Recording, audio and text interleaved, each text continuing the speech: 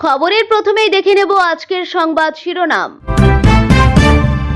ভোটের আগে ফের জেগে উঠল ৩২,০০০ চাকরি বাতিল মামলা, এবার চ্যালেঞ্জ সুপ্রিম কোর্টে।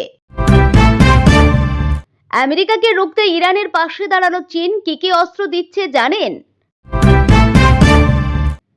চাকুরির টোপ দিয়ে নিয়ে যেত ভিন রাজ্যে, এরপর নামই পাবে চলতো অশ্লীল স্পর্শ, কুরুচিকর মন্তব্য, নির্যাতন, দুই বোনের কীর্তিভাস। অসমে প্রেমিকের সামনে 7 জন মিলে যুবতীকে গণধর্ষণ, হাতালো 10,000 টাকাও।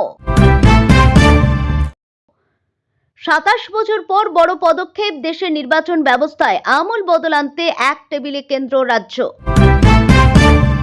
আসছে বিস্তারিত খবরে। বিধানসভা নির্বাচনের আগে ফের আলোচনায় প্রাথমিকে ৩২,০০০ চাকরি বাতিল মামলা। চাকরি বাতিল নিয়ে কলকাতা হাইকোর্টে সিঙ্গেল বেঞ্চের রায়কে খারিজ করে দিয়েছিল ডিভিশন বেঞ্চ। চাকরি বাঁচে ৩২,০০০ প্রাথমিক শিক্ষকের। হাইকোর্টের এই রায়কে চ্যালেঞ্জ জানিয়ে এবার সুপ্রিম কোর্টের দ্বারস্থ হলেন চাকরি প্রার্থীদের একাংশ।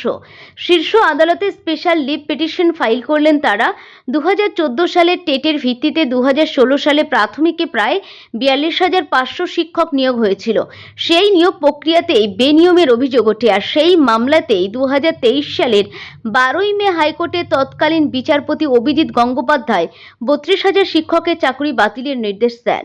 3 মাসের মধ্যে নতুন নিয়োগ প্রক্রিয়া শুরু করতেও নির্দেশ দিয়েছিল বিচারপতি গঙ্গোপাধ্যায় সিঙ্গেল বেঞ্চ। সিঙ্গেল বেঞ্চের রায়কে চ্যালেঞ্জ করে হাইকোর্টের ডিভিশন বেঞ্চ যায় প্রাথমিক শিক্ষা পর্ষদ। ডিভিশন বেঞ্চ সিঙ্গেল বেঞ্চের রায়ের উপর অন্তর্বর্তী স্থগিতাদেশ জারি করে, তবে নতুন করে নিয়োগ প্রক্রিয়া শুরু করতে নির্দেশ দেয়। এরপর মামলা গড়ায় সুপ্রিম কোর্টে। সেখান থেকে মামলা আসে ফের হাইকোর্টের ডিভিশন বেঞ্চে। বিচারপতি তপব্রত চক্রবর্তী এবং বিচারপতি ঋতব্রত কুমার মিত্রের ডিভিশন বেঞ্চে মামলার শুনানি হয়। গত বছরের 3রা ডিসেম্বর চাকরি বাতিলের রায় খারিজ করে দেয় ডিভিশন বেঞ্চ। চাকরি বহাল রাখে 32,000 প্রাথমিক শিক্ষকের। চাকরি বহাল রাখার নির্দেশ দিতে গিয়ে বিচারপতিরা বলেছিলেন, যারা 9 বছর ধরে কাজ করছেন তাদের পরিবারের কথাও ভাবতে হবে। যারা সফল হননি তাদের জন্য সব ড্যামেজ করা যায় না। ডিভিশন বেঞ্চে সেই রায়ের পর 2.5 মাসের বেশি কেটে গেছে। এতদিন পর ওই রায়কে চ্যালেঞ্জ করে সুপ্রিম কোর্টের দ্বারস্থ হলেন চাকরি প্রার্থীদের একাংশ। শীর্ষ আদালতের স্পেশাল লিভ পিটিশন দায়ের করা হয়। ভোটের আগে এই মামলায় নতুন করে এসএলপি দায়ের নিয়ে আলোচনা শুরু হয়েছে বিভিন্ন মহলে। সুপ্রিম কোর্টে এখন কি হয় সেটাই দেখার। মধ্যপ্রাচ্যের আকাশে যুদ্ধের মেঘ, যে কোনো মুহূর্তে ইরানের উপর হামলা চালাতে পারে আমেরিকা। ইরান উপকূলের কাছে ইতিমধ্যেই নৌবাহিনী মোতায়েন করেছে আমেরিকা। এই আবহে নিজের শক্তি বাড়াতে ব্যস্ত তেহরান। সূত্রের খবর, গোপনে চীন রাশিয়ার সঙ্গে ক্ষেপণাস্ত্র কেনার চুক্তি সেরে ফেলেছে তেহরান। আমেরিকার হুমকির মাঝে চীন রাশিয়ার সঙ্গে বন্ধুত্ব বাড়াচ্ছে ইরান। দুই দেশ থেকে প্রচুর পরিমাণে মিসাইল কিনে ক্ষমতা বৃদ্ধি করতে শুরু করেছে খামেনির দেশ। আমেরিকার সঙ্গে আসন্ন যুদ্ধের কথা মাথায় রেখে ইরানের এই পদক্ষেপ বলে মনে করা হচ্ছে। রয়টার্সের রিপোর্ট অনুযায়ী চীনের সঙ্গে একটি চুক্তি সেরে ফেলার বিষয়ে অনেকটাই কথা এগিয়ে ফেলেছে তেহরান। চীনের থেকে যুদ্ধজাহাজ ধ্বংসকারী ক্ষেপণাস্ত্র কেনার জন্য একটি চুক্তি সই করতে চলেছে ইরান। মূলত এই ক্ষেপণাস্ত্র হেলায় গুড়িয়ে দিতে পারে যুদ্ধজাহাজ, এবার সেটাই কিনতে চলেছে ইরান। সূত্রের খবর, চীনের তৈরি CM-302 ক্ষেপণাস্ত্রের চুক্তিটি প্রায় সম্পূর্ণ হওয়ার পথে। প্রসঙ্গত, প্রায় বছর দুয়েক আগে জুন মাসে ইসরায়েল ও ইরানের মধ্যে 12 দিনের যুদ্ধের পর ক্ষেপণাস্ত্র কেনার জন্য চীনের সঙ্গে আলোচনা হয়েছিল। চুক্তি চূড়ান্ত হওয়ার পর্যায়ে ইরানের ঊর্ধ্বতন কর্মকর্তারা চীনে বেশ কয়েকবার যাতায়াত করেন, যার মধ্যে ইরানের উপ প্রতিরক্ষা মন্ত্রী মাসুদ ওরাইও ছিলেন বলে খবর। এদিকে রাশিয়ার সঙ্গেও একটি চুক্তি সেরে ফেলেছে ইরান। সূত্রের খবর, রাশিয়া থেকে অত্যাধুনিক মিসাইল কেনার চুক্তি সেরে ফেলেছে খামেনির দেশ। জানা গেছে এর ফলে বিপুল পরিমাণে মিসাইল কিনতে চলেছে ইরান। গোপনে মস্কোতে গিয়ে চুক্তি সেরে আসেন প্রতিরক্ষা মন্ত্রকের আধিকারিকরা। রাশিয়ার থেকে 500 মিলিয়ন ইউরোর চুক্তিতে অত্যাধুনিক শোল্ডার ফাডার কিনতে চলেছে ইরান। প্রসঙ্গত, গত বছর জুলাই মাসে রাশিয়ার কাছ থেকে ক্ষেপণাস্ত্র কেনার আবেদন জানিয়েছিল ইরান। আমেরিকার সঙ্গে সংঘাতের মাঝে রাশিয়া চীনের সঙ্গে ইরানের এই চুক্তি বেশ তাৎপর্যপূর্ণ বলে মনে করা হচ্ছে। প্রসঙ্গত, ইরানের পারমাণবিক সমৃদ্ধি প্রোগ্রাম নিয়ে বারবার আপত্তি তুলেছে ডোনাল্ড ট্রাম্প। এদিকে কয়েকদিন আগে একটি মার্কিন রিপোর্টে দাবি করা হয়েছে, ইরানের সুপ্রিম লিডারকে খুনের পরিকল্পনা করেছে ট্রাম্প। রিপোর্টে দাবি করা হয়েছে, যদি পরমাণু প্রোগ্রাম নিয়ে আমেরিকার কথা না মানে ইরান, তাহলে ইরানের supreme leader Ayatollah Ali Khamenei ও তার ছেলে মুজতাবাকে খুন করা হতে পারে। প্রেমিকের সঙ্গে বেড়াতে গিয়ে গণধর্ষণের শিকার যুবতী। 7 জন মিলে পরপর ধর্ষণ করল 28 বছরের এক যুবতীকে। শুধু তাই নয়, জোর করে নির্যাতিতার অ্যাকাউন্ট থেকে হাতিয়ে নেওয়া হলো 10,000 টাকা। ভয়ঙ্কর এই ঘটনা ঘটেছে বিজেপি শাসিত অসমের কছার জেলায়। যুবতীর অভিযোগের ভিত্তিতে 2 জনকে গ্রেপ্তার করেছে পুলিশ। পুলিশ সূত্রে জানা গেছে, এই ঘটনা কাছাড় জেলার শিলচর শহরের। গত 19 ফেব্রুয়ারি সেখানে বন্ধুর সঙ্গে সেখানে বেড়াতে গিয়েছিলেন যুবতী। অভিযোগ, সেখানে একটি এসইউভি গাড়িতে করে এসে 7 জন তাদের পথ আটকায়। কোথা থেকে এসেছে জিজ্ঞাসা করে, এরপর হঠাৎ হামলা চালায় তাদের উপর। সেখানেই যুবতীর বন্ধুকে আটকে যুবতীকে পরপর ধর্ষণ করে 7 অভিযুক্ত। শুধু তাই নয়, গণধর্ষণের পর জোর করে যুবতীর অ্যাকাউন্ট থেকে 10,000 টাকা ট্রান্সফার করিয়ে নেওয়া হয়। যুবতীর বন্ধুকে আটকে যুবতীকে পরপর ধর্ষণ করে 7 অভিযুক্ত। শুধু তাই নয়, গণধর্ষণের পর জোর করে যুবতীর অ্যাকাউন্ট থেকে 10,000 টাকা ট্রান্সফার করিয়ে নেওয়া হয়। ভয়াবহ এই ঘটনার পর থানায় অভিযোগ জানানো হলেও পুলিশ কোনো উচ্চবাচ্য করেনি। এদিকে এক সাংবাদিক এই ঘটনা নিয়ে রিপোর্ট করায় অভিযুক্তরা তাঁকেও ব্যাপক মারধর করে বলে অভিযোগ। এরপরই চাপের মুখে তৎপর হয় অসম পুলিশ। 2 জনকে গ্রেপ্তার করা হয়। 19 ফেব্রুয়ারি ধর্ষণের ঘটনায় এই 2 জন যুক্ত ছিল বলে পুলিশকে বয়ানও দিয়েছে নির্যাতিতা। একাধিক ধারায় মামলা দায়ের করে বাকিদের খোঁজে তল্লাশি শুরু করেছে পুলিশ। তৃণমূলের রাজ্যসভার সদস্য সুস্মিতা দেবও এই মামলায় কড়া ব্যবস্থা নেওয়ার দাবি জানিয়েছেন।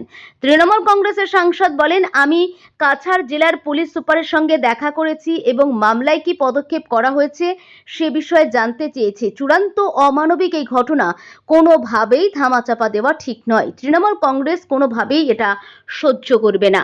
ভারতীয় নির্বাচন ব্যবস্থাকে আরও শক্তিশালী ও আধুনিক করতে কোমর বেঁধে নামল জাতীয় নির্বাচন কমিশন। দীর্ঘ 27 বছরের দীর্ঘ ব্যবধান ঘুচিয়ে মঙ্গলবার দিল্লিতে ভারত মণ্ডপ এক হাই প্রোফাইল রাউন্ড টেবিল বৈঠকে মিলিত হচ্ছেন কেন্দ্রীয় রাজ্য নির্বাচন কমিশনরা। 1999 সালের পরেই প্রথমবার কেন্দ্র রাজ্যের নির্বাচনী আধিকারিকরা এমন মেগা বৈঠকে বসছেন, যা দেশের গণতান্ত্রিক ইতিহাসে অত্যন্ত তাৎপর্যপূর্ণ বলে মনে করা হচ্ছে। মুখ্য নির্বাচন কমিশনার জ্ঞানেশ কুমারের সভাপতিত্বে আয়োজিত এই বৈঠকে নির্বাচন কমিশনার ডক্টর সুখবীর সিং সান্ধু এবং ডক্টর বিবেক যোশী উপস্থিত থাকবেন। 36টি রাজ্য কেন্দ্রশাসিত অঞ্চলের প্রতিনিধিরা এই আলোচনায় অংশ নিচ্ছেন। মূল লক্ষ্য হল নির্বাচনী প্রক্রিয়ায় স্বচ্ছতা আনা এবং আধুনিক প্রযুক্তির সর্বোচ্চ ব্যবহার নিশ্চিত করা। মূলত ইভিএম এবং ভোটার তালিকার আধুনিকরণ নিয়ে এখানে বড়সড় রোডম্যাপ তৈরি হতে পারে। নির্বাচনী পরিষেবাকে আরও দ্রুত নির্ভুল করতে সম্প্রতি চালু হওয়া ডিজিটাল প্ল্যাটফর্ম নিয়ে বিস্তারিত প্রেজেন্টেশন দেবেন সিনিয়র আধিকারিকরা। কিভাবে প্রযুক্তির মাধ্যমে ভোটারদের দোরগোড়ায় পরিষেবা পৌঁছে দেওয়া যায় এবং সম্পূর্ণ প্রক্রিয়াকে ডিজিটাল মোড়কে আনা যায় তা নিয়ে চলবে চুলচেরা বিশ্লেষণ। এছাড়া ইভিএমের নিরাপত্তা ও স্বচ্ছতা নিয়ে রাজ্যগুলির মনে থাকা যে কোনো সংশয় দূর করতে বিশেষ সেশন রাখা হচ্ছে। 1950 সালে জনপ্রতিনিধিত্ব আইন অনুযায়ী ভোটার তালিকা তৈরির নির্দেশিকাগুলিকে আরও সহজ করার বিষয়ে আলোচনা হবে। পঞ্চায়েত ও পৌরসভা নির্বাচনের ক্ষেত্রে সংবিধানের 243 কে এবং 243 জেড এ ধারা অনুযায়ী রাজ্য নির্বাচন কমিশনগুলির হাতে যে ক্ষমতা রয়েছে তার সঙ্গে কেন্দ্রীয় তালিকা সমন্বয় সাধনের চেষ্টা চলছে। বিশেষ করে এক দেশ এক নির্বাচন নিয়ে দেশ জুড়ে চলা জল্পনার মাঝে এই বৈঠক অত্যন্ত গুরুত্বপূর্ণ বহন করছে।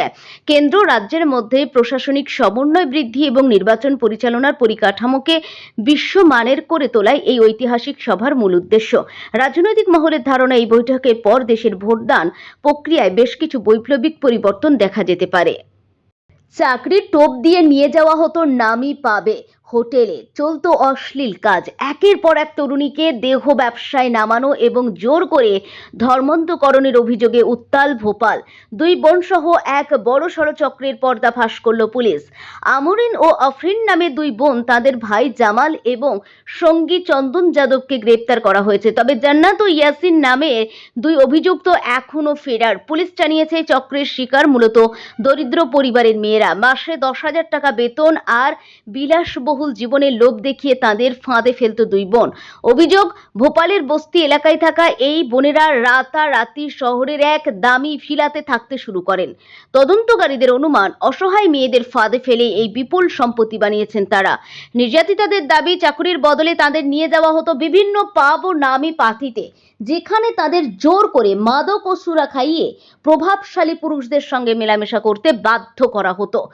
এক বিউটিশিয়ানের অভিযোগ, কাজের নাম করে তাকে আহমেদাবাদে নিয়ে গিয়ে ধর্ষণ করা হয়েছে। অন্য এক তরুণীকে ভয় দেখানো হয়েছিল, মুখ খুললে তার আপত্তিকর ছবি ইন্টারনেটে ছড়িয়ে দেওয়া হবে। ঘটনায় দানা বেঁধেছে ধর্মান্তকরণের বিতর্ক। এক অভিযোগকারিনীর দাবি, তাকে বিয়ের প্রলোভন দিয়ে জোর করে ইসলাম ধর্ম গ্রহণে বাধ্য করা হয়। এমনকি তাকে বোরখা পরা ও নামাজ পড়ার জন্য চাপ দেওয়া হতো বলেও এফআইআরে উল্লেখ রয়েছে। অভিযুক্তদের মোবাইল ঘেঁটে বহু তরুণীর ছবি ও রহস্যময় হোয়াটসঅ্যাপ গ্রুপের হদিশ পেয়েছে পুলিশ। তদন্তকারীদের প্রাথমিক ধারণা, এই জাল মধ্যপ্রদেশ ছাড়িয়ে গুজরাট ও মুম্বাই পর্যন্ত বিস্তৃত। বর্তমানে টাকার লেনদেন ও ডিজিটাল তথ্যের সূত্র ধরে চক্রের শিকড়ে পৌঁছতে চাইছে পুলিশ।